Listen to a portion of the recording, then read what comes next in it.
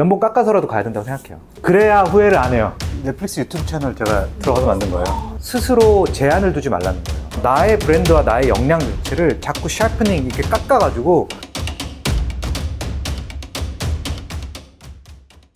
안녕하세요, 서보경입니다. 2010년에 경영 컨설턴트로 컨설팅 회사에서 시작을 했고요. 2019년에 또 좋은 기회로 넷플릭스 싱가포르에 있는 아시아 마케팅 전략 팀에서 동북아 마케팅 전략 헤드 역할을 했습니다. 오징어 게임, 킹덤, 사랑의 불시착 함께 했었고요. 오징어 게임 마지막으로 프로젝트 하고 홍콩의 미국 자산운용사의 아시아 지사로 건너가서 엔터테인먼트 산업 관련된 주식 애널리스트 역할을 했습니다. 그리고 올해 한국에 들어와서 드리는 엑셀러레이터 겸 경영 컨설턴트 역할을 하고 있습니다. 그리고 최근에 넷플릭스 인사이드라고 하는 신간 서적을 발간하기도 한 신 작가이기도 합니다. 제가 아직도 기억이 나는데 2019년 석가탄신일 5월에 회사에 출근해가지고 혼자 일을 하고 있었어요. 근데 그때 모르는 번호로 전화가 온 거예요. 인도 악센트로. 처음에 보이스피싱인 줄 알았어요.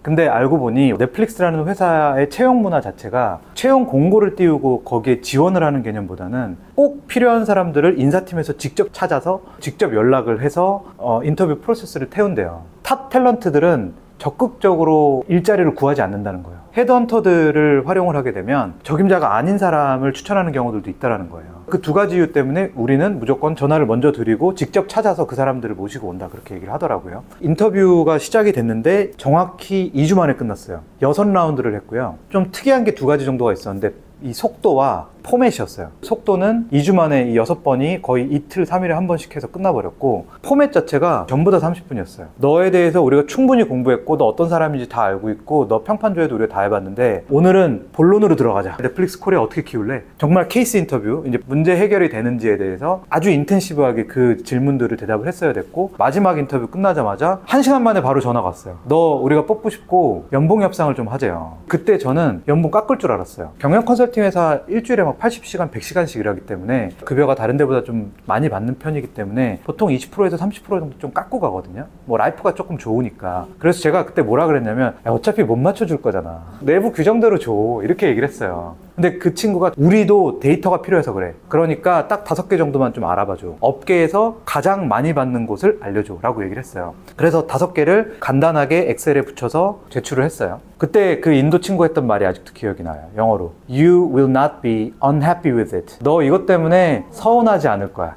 이렇게 얘기를 하는 거예요. 속으로 그냥 뭐 20% 안 깎고 한 5% 깎나 보다, 이렇게 생각을 했죠. 인터뷰 2주 보고 바로 합격하고 오퍼레터가 그 하루 뒤에 왔어요. 정말 눈알이 튀어나오는 것 같았던 게, 업계에서 제일 높은 기본급을 맞춰주고 업계에서 제일 보너스를 많이 주는 S 등급을 해서 일부 더 얹어가지고 주는 거예요. 이거 잘못된 거 아니야? 전화해가지고 내가 사인을 지금 하려고 그러는데 앞에 숫자 잘못된 거 아니야? 그렇게 물어봤어요. 그랬더니 내가 얘기했잖아, You will not be unhappy with it. 그게 그 회사의 문화였던 거예요. 제가 입사한 첫날 제 책상 앞에 있는 부서가, 그 부서원 수십 명이 동시에 퇴직 위로금 받고 송별회하고 나가게 된 거예요. 그러니까 넷플릭스는 우리가 너한테 지금부터 최고의 급여를 줄게, 대신에 그 기대치에 맞춰지지 않거나 조직의 변경이 있거나 할 때는 언제든 우리가 이별할 수 있다는 것도 너는 이해하고 있어야 돼 라는 거를 서로 간에 합의하고 들어가는 조직인 거야.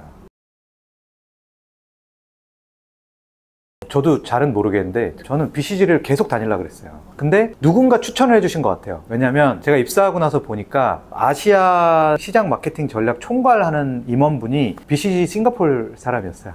그래서 뭔가 누군가가 추천을 했는데 아직 누군지 모르겠어요. 결국은 그냥 내 자리에서 열심히 잘 하다 보면 필요할 때 이 사람을 데려가는 거고, 제가 BCG에서 오래 했던 일이 이 OTT 산업이랑 되게 비슷한 거였어요. 예를 들면 보험, 필요 없다라고 생각하는 사람들 가서 야 얼마나 좋은 건데 들여와, 그리고 매달 얼마씩 내. 이 사람들이 마음에 들면 끝까지 가는 거고 마음에 안 들면 언제든 해지할 수 있어. 고객을 데려오고 고객을 즐겁게 해주고 고객이 나가는 거를 방지하고. 비즈니스 모델이 펑션 차원에서 제법 비슷한 역할을 가지고 있었기 때문에 이분들이 아마 어차피 한국에는 OTT라는 산업이 그때는 없었으니까 가장 비슷한 산업들을 좀 찾다가 저한테까지 오지 않았을까 하고 그렇게 생각하고, 개인적인 생각이에요.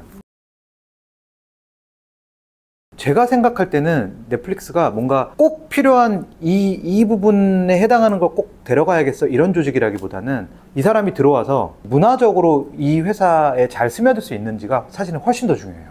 그래서 역량 관점에서는 기본적으로 내가 하는 분야에서 그래도 어느 정도 큰 성과를 좀 이뤄냈고 그래서 그걸 넷플릭스에 기여할 수 있는 역량이 있다라고 생각이 되시면 그 다음부터는 문화에 더 집중을 하는 게 맞는 것 같아요. 새로운 걸 막 준비한다기보다 혹은 영어를 막 열심히 한다기보다 그냥 내 펑션에 있는 거 제일 잘하면 돼요. 당신을 믿고 맡길 테니까 최선의 성과를 가지고 오세요. 이런 문화를 가지고 있어요. 그럼 이 문화에서 고성과를 낼 수 있는 사람들은 누구냐면 스스로 셀프 그라인딩 하는 사람들. 그래, 내가 이 회사의 주인은 아니지만 나도 그래도 프로인데 프로야구 선수들이 야구할 때 오늘은 5대2로 이깁시다 이렇게 안 하잖아요. 할 수 있는 매 순간 최선을 다하잖아요. 목표가 없고 시스템이 없는 사람 중심의 조직이기 때문에 그런 문화에 내가 잘 적응할 수 있는지, 내가 정말 성과를 극대화할 수 있는 방식으로 업무를 그동안 해왔는지가 이 회사에서 문화를 가지고 이 사람을 체크할 때 제일 중요한 점이에요. 제가 물어봤어요. 내가 책 다 읽어봤는데 진짜 목표 없냐? 그랬더니 씩 웃으면서 진짜 목표 없대요. 목표가 없는데 회사가 어떻게 돌아가냐? 그랬더니 아까 얘기한 이제 이 문화와 역량 얘기를 해주셨어요. 그러면서 한마디를 더 해주셨는데, 목표를 정해놓고 움직이기 시작하면 두 가지 부정적인 이슈가 생길 수 있대요. 첫 번째, 어떤 경우에 따라서 그 목표가 좀 조기 달성될 때가 있어요. 목표를 정해놓는 조직들은 내년도 목표, 내후년도 목표를 의식해서 그 목표에 도달했을 때 슬로우 다운 된다는 거예요. 계속 신나서 달리는 게 아니고. 두 번째는 목표를 세팅을 하기 시작하게 되면 조직 차원에서는 목표가 서로 다른 목표가 주어지잖아요. 서로 다른 목표로 캐스케이딩 되는 과정에서 정치가 생긴다는 거예요. 이 두 가지 때문에 우리 회사는 목표가 없이, 대신에 목표 없이 돌아갈 수 있는 이런 조직 세팅들을 했다라고 말씀을 주시는데 되게 와닿았어요.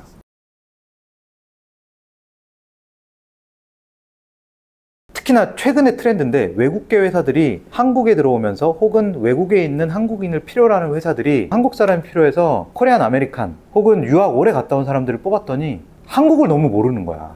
근데 정작 이 사람들이 필요한 거는 한국이거든. 그래서 뭐 구글, 아마존, 메타 이런데 물론 영어 잘하는 분도 굉장히 많죠. 근데 생각보다 한 30%에서 50% 정도 영어 유창하게 하시는 분들 생각보다 별로 없어요. 한국에서 나고 자라서 떠듬떠듬 영어 할 수 있는 사람들이거든요. 근데 그 사람들의 강점은 뭐냐? 영어는 조금 엉터리일 수 있지만 한국 시장에서만큼은 내가 누구보다 잘한다는 거예요. 영어를 잘하는 한국을 모르는 사람보다는 로컬 출신의 영어 조금 잘하는 사람들을 훨씬 더 선호해요. 저 대학교 졸업할 때 정말 영어를 한마디도 못하고 경영 컨설팅 회사, 외국계 회사에 들어갔는데 전사에서 제가 영어를 제일 못했어요. 막상 저처럼 해외에 나가서 일을 하게 되면 파란 눈에 금발머리 미국인들이랑 일하게 될 확률 생각보다 별로 없어요. 미국 가잖아요. 우리는 한국 사람들이기 때문에 아시아권을 담당하게 되죠. 거기 담당하는 사람들도 코리안 아메리칸 아니면 차이니즈 아메리칸들이에요. 너무 겁먹을 필요가 없다라는 거야. 미국인들, 영국인들 그 사람들 중에 한 80%, 90%는 제2국어 못해요. 우리 정도 영어 하는 것도 되게 신기한 거예요. 글로벌 커리어가 되게 먼 나라 얘기라고 생각하실 수 있는데, 저도 여전히 외국인들이랑 회의를 하거나 그러면 쉬운 영어 써요. 이를테면 헬로, 야 일로 와봐, 헬로, 헤이, 자 this is x, y, 2, y, 2x2, this one okay, this one okay 그려가면서 다 통해요. 비즈니스 잘 되죠. 오히려 우리만의 강점이 있어요. 사회 초년생들은 국내 회사를 통해서 주재원으로 나가는 게 제일 쉬워요. 제발 겁먹지 말고 나가세요. 이게 제가 꼭 드리고 싶은 얘기인데, 어차피 나가면 죽이 되든 밥이 되든 돼요. 주재원이 아니고 그냥 3개월, 4개월짜리 프로젝트 생기면 무조건 손 들고 나가세요. 이런 데에서는 영어 좀 못해도 괜찮다고. 그 나라에 나가면 거기서 기회가 생겨요. 컨설팅 회사 다니면서 영어 못하니까 계속 해외 프로젝트 넣어주세요 해서 처음에는 2달짜리 프로젝트, 다음엔 3달짜리, 그 다음에 6달짜리 프로젝트였고, 마지막이 런던에서 1년 2개월 정도 아예 그냥 사는 그 파견 프로그램이었거든요. 그때부터는 이제 어느 정도 이제는 만나서 어버버는 안 할 정도는 되겠네 정도 수준이 됐어요. 어차피 비즈니스 하면 쓰는 단어 맨날 똑같거든. 막상 나가서 일하는데 그렇게 힘들지 않아요. 저는 특히나 20, 30대다 어느 나라가 됐든 해외에 나가서 일을 할 수 있는 기회가 지금 내 눈앞에 있다. 무조건 나가라고요. 양털 깎는 것도 좋으니까 무조건 나가라고. 40대 되면 진짜 탄식이 나온다고요. 연봉 깎아서라도 가야 된다고 생각해요. 그래야 후회를 안 해요. 꼭 글로벌 커리어일 필요는 없어요. 글로벌 커리어를 꼭 가라는 건 아니에요. 제가 이 얘기를 드리는 이유는 뭐냐면, 작은 시장 5천만 명짜리 시장에서 1등 찍는 것보다 제가 생각할 때는 해외 경험들을 통해서 내 브랜드와 내 역량 세트를 남들 안 가지고 있는 것들을 가져가는 게 훨씬 쉬운 것 같아요. 수백만짜리 채널을 키워본 PD들은 한국에도 뭐 수십 명, 수백 명 있죠. 근데 그걸 이 친구는 미국에서 키워봤어요. 그럼 미국으로 진출하고 싶어하는 삼성전자, 현대자동차, 기타 등등이 이 사람 시장에 한 3명밖에 없는데 2명은 지금 미국에 있고 1명밖에 없네? 이렇게 되는 거야. 나의 브랜드와 나의 역량 자체를 자꾸 샤프닝 이렇게 깎아가지고 남들보다 조금 더 날카롭고 예민하게 만들려면 그 안에서 매일 깎기보다 글로벌 커리어를 왔다 갔다 하면서 남들이 가지지 못하는, 남들이 해외로 나가지 않는 이상 가지지 못했던 그런 역량 셋들을 가지고 가면 상대적으로 그 가능성을 훨씬 드라마틱하게 올릴 수 있다는 거죠.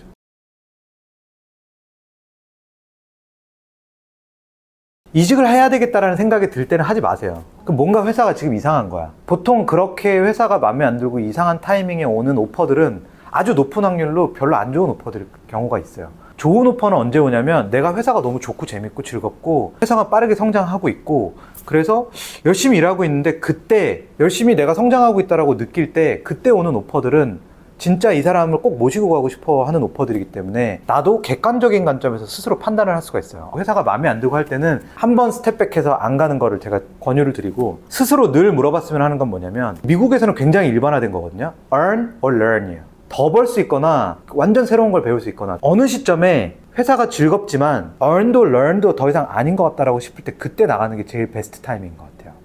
저도 그랬어요. 넷플릭스 있을 때 회사가 빠르게 성장을 했고 여기서 더 이상 성장을 이제는 쉽지 않겠다. 성장을 위한 사람이 아니고 관리를 위한 사람이네. 그렇게 되면 내가 뭘 더 배울 수 있지? 어떤 사람으로 성장할 수가 있지? 생각했더니 없는 거예요, 별로. 이 회사가 나한테 주는 밸류가 learn or earn 관점에서 아무것도 없다. 혹은 더 좋은 기회가 있다라고 하면 진짜인지 아닌지 잘 보시고 그때 넘어가는 게 방법인 것 같아요.